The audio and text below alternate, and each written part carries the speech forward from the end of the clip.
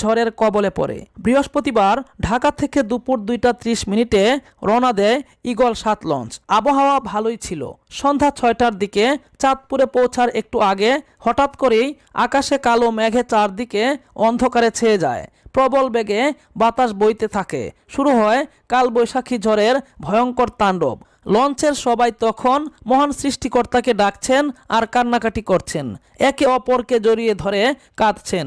ফোনে কান্নাকাটি করছেন অনেকেই, মাফ চাচ্ছেন, দোয়া চাচ্ছেন। কেউ আজান দিচ্ছেন, কেউ জোরে জোরে জিকির করছেন। অনেকেই লঞ্চের দুপাশে গিয়ে দাঁড়িয়ে আছেন। মনে হয় যেন পরিস্থিতি খারাপ হলে লাফ দিবেন, এরকম অবস্থা। অবশেষে আল্লাহর অশেষ রহমতে ঝড় কমতে শুরু করে।